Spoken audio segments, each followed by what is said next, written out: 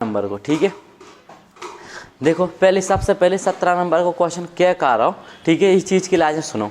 17 number को question क्या कह रहा हूँ कि एक रेखाखंड है अपने पास, एक रेखाखंड ए बी है। ठीक है, एक रेखाखंड ए बी है, ए के निर्देशांक इतने दिए गए हैं, बी के निर्देशांक है -7,4। अब क्वेश्चन कह रहा है इस रेखाखंड को समत्रिभाजित समान 3 भागों में विभाजित करने वाले बिंदुओं के निर्देशांक हमें ज्ञात करने हैं। ध्यान देना भाई, बिल्कुल आसान प्रश्न है, बिल्कुल इजी। बस एक बार अच्छी तरीके से समझने की कोशिश करना क्या है। देखो भाई, बात कर रहा है कि एक रेखाखंड है हमारे पास ए बी। ठीक है, अब हमें इसमें क्या करके बताना है कि इसको समत्रिभाजित करने वाले कुछ बिंदु हैं, समान 3 भागों में विभाजित करने वाले कुछ पॉइंट हैं इस रेखा पर, जो इसे 3 बराबर भागों में विभाजित करते हैं। माना भी पॉइंट है, एक है सी और एक है डी। ठीक है, जो इसे समान 3 भागों में विभाजित कर रहा है। एक ये पॉइंट हो गया, एक पॉइंट हो गया, एक और पॉइंट हो गया।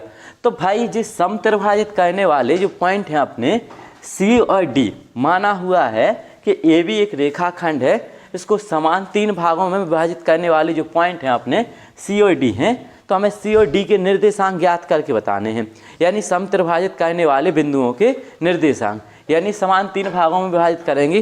तो देखो भाई, देख लेते हैं भाई, क्वेश्चन की बात करें अच्छी तरीके से समझना, बिल्कुल आसान प्रश्न है।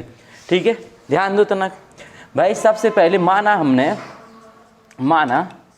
रेखाखंड, ठीक है, खंड ए बी को, जो रेखाखंड अपना ए बी है, ए बी को बिंदु, ठीक है, बिंदु कौन कौन से दिए गए हैं अपने पास, बिंदु सी डी समत्रिभाजित,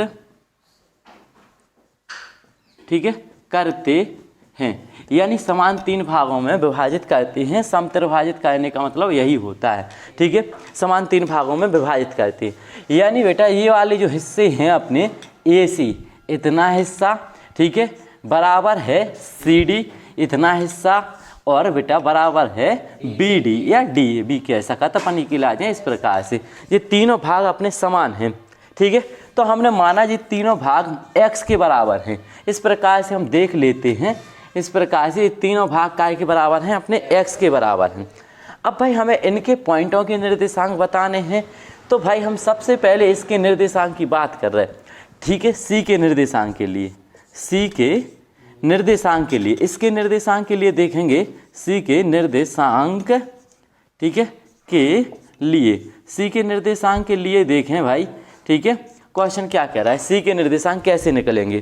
तो भाई सी के निर्देशांक के लिए हमें अनुपात चाहिए होगा कि इस तरफ कितनी दूरी है और इस तरफ कितनी दूरी है। तो पहले इसके लिए बेटा हम अनुपात फाइंड करेंगे। अनुपात क्या होगा, तो भाई अनुपात की बात करें तो यहाँ से यहाँ तक की दूरी कितनी हो गई ए सी, और इस तरफ की दूरी कितनी हो जाएगी बी से सी तक, यानी बी सी। समझना बात की लाजें।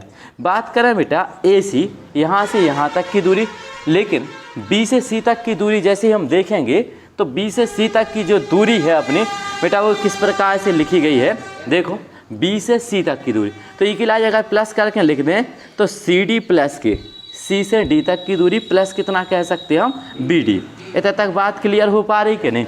देखो भाई C D plus B D, और बराबर जा कितनी है पूरी सी से बी तक की दूरी, या बी सी, तो बी सी की लाजें अपन इस प्रकार से लिख सकते हैं। बात करें हाँ, तो बेटा यहाँ पे देख पा रहा है ए सी की बात करें तो ए सी कितना है एक्स, और बेटा यहाँ से यहाँ तक की दूरी है एक्स, और यहाँ से यहाँ तक की दूरी भी क्या है अपनी एक्स। अब बेटा ये हो जाएगा एक्स बटे कितना हो गया 2x, तो x से x कैंसिल हो जाएगा, तो यहाँ पे कितना मिल गया हमें 1/2, और a की लाज अपन क्या कह सकते भाई 1:2, यानी इस पॉइंट के लिए जो अनुपात होगा वो कितना होगा 1:2, यानी इस तरफ एक हिस्सा है, इस तरफ 2 भाग हैं। तो हमें अनुपात मिल गया, तो हम इसके निर्देशांक देखेंगे कि सी के निर्देशांक क्या होंगे अब। ठीक है, तो भाई सी के निर्देशांक के लिए हम इस प्रकार से एक छोटा सा चित्र देख लेते हैं। मान के चलो ए पॉइंट हो गया ए पॉइंट हो गया अपना बी। ए की बात करें तो ये दे रखा है 2, -2, बी की बात करें तो -7,4। यहाँ पे भाई सी है जो इसे किस अनुपात में बांट रहा है, 1 अनुपात कितने में 2 में। तो सी के निर्देशांक के लिए हम किस प्रकार से करेंगे, इसको बना लेते हैं x1 y1, ये हो जाएगा अपना x2 y2, और ये हो गया अपना भाई m1, ठीक है m2 इस प्रकार से। अब हमें क्या चाहिए, c के निर्देशांक। तो c के निर्देशांक क्या हो जाएंगे, c के निर्देशांक देखो भाई इसके निर्देशांक की बात करें तो c के निर्देशांक के लिए हम देख लेंगे, ये हो जाएगा m1 x2 प्लस के, ठीक है m2 x1 बटे में कितना आ जाएगा m1 प्लस के m2। बात क्लियर हो पा रही यहाँ तक, ठीक है। यहाँ पे देखेंगे भाई m1 y2 प्लस के m2, ठीक है y1 और बटे में कितना हो जाएगा m1 प्लस के m2।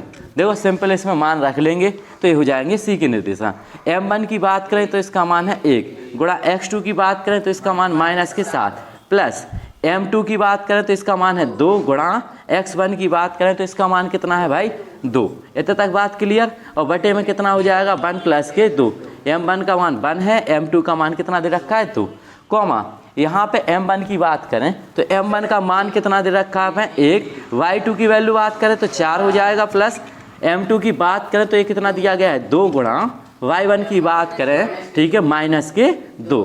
सिंपल इस प्रकार से m2 का मान रख देंगे। अब देखो इसको सॉल्व करेंगे तो भाई सबसे पहले यहाँ पे 7 एकम 7, 2 दूनी ये कितना हो गया 4 और बटे में कितना हो जाएगा 3।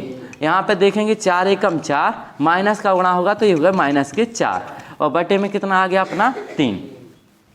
अब यहाँ पे देखो एक चीज़ समझने की कोशिश करना, 7 में से 4 का कितने बचे माइनस के 3 बटे 3, कॉमा यहाँ पे देखें 4 में से 4 जाएंगे तो ये कितना हो जाएगा 0, ठीक है प्लस माइनस के 0 बटे 3। अब यहाँ पे देखो भाई 3 से 3 कैंसिल तो ये कितना हो गया माइनस के 1 कॉमा ये कितना हो जाएगा 0। तो यहाँ पे जो c के निर्देशांक हैं अपना c जो है कितना मिल गया हमें, ठीक है माइनस के 1 कॉमा 0 इस प्रकार से।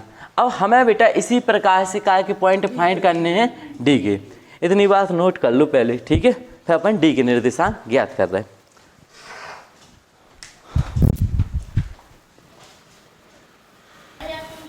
बात करें अब डी के निर्देशांक की तो डी के निर्देशांक देखो अब हमने सी के निर्देशांक निकाल ली थी भाई, अब निकाल लें अपन के लाए डी के निर्देशांक। अब डी के निर्देशांक आपने कैसे निकाल सका, क्या बात समझो। और डी के निर्देशांक निकालो बिल्कुल आसान है अपन के लाए बिल्कुल सेम।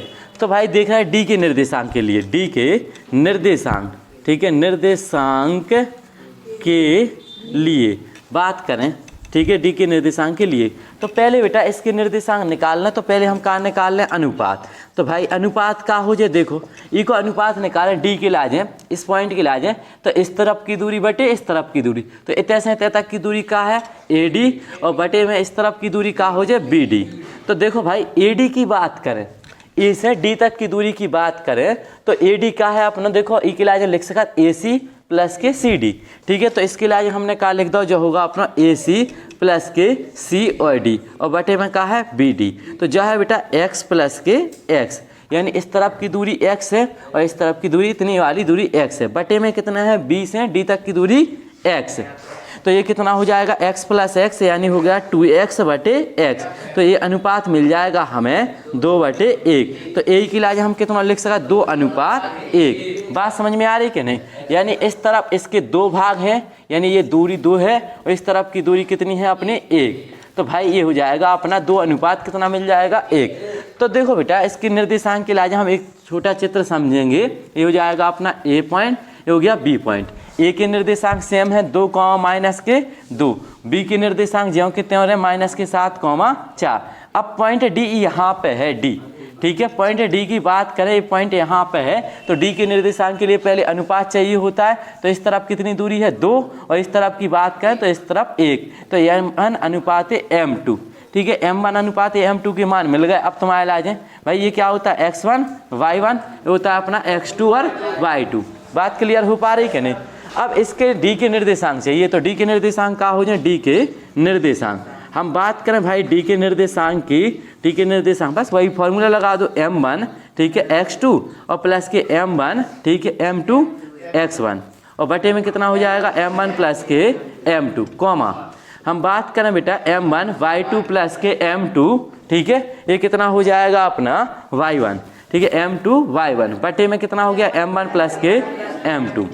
यहाँ तक बात क्लियर हो पा रही कि नहीं। अब देखो बात करें इसमें मान रख दो, सब मान तुम्हें पता है, m1 को मान कितना भाई 2 गुणा, ठीक है, यहाँ पे दिया गया x2 का मान कितना है माइनस के 7 प्लस के m2 का मान है 1 गुणा x1 का मान कितना है 2 बटे में कितना हो जाएगा m1 प्लस m2 यानी 2 प्लस के 1 हो जाएगा अपना। तो ये हो जाएगा m1 का मान कितना है 2, ठीक है, m1 की वैल्यू कितनी है 2 गुणा y2 का मान कितना है 4 प्लस m2 की बात करें तो इसका मान 1 है और y1 की बात करें तो इसका मान माइनस के 2 यानी 2 प्लस 1, ठीक है, इस प्रकार से। अब गुणा कर लो भाई, 7 दूनी 14, ठीक है, 2 एकम 2 और बटे में कितना हो जाएगा 3 कॉमा, यहाँ पे बात करें तो ये हो जाएगा अपना बेटा 8, ये हो जाएगा माइनस के 2 और बटे में 3।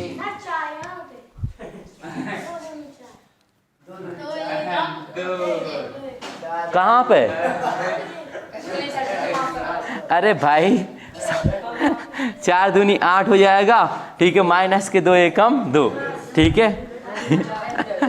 तो यहाँ पे देखो 14 में से अपन 2 घटा दें तो माइनस के कितने बच गए 12 बटे 3 और ये कितने बचे अपने 6 बटे 3। भाई 3 से कैंसिल कर दो, 3 चौको 12 और 3 दूनी 6, ठीक है प्रश्न, ठीक है। तो इस प्रकार से डी के निर्देशांक निकल, अतः लिख सकते हैं अपन, अतः बिंदु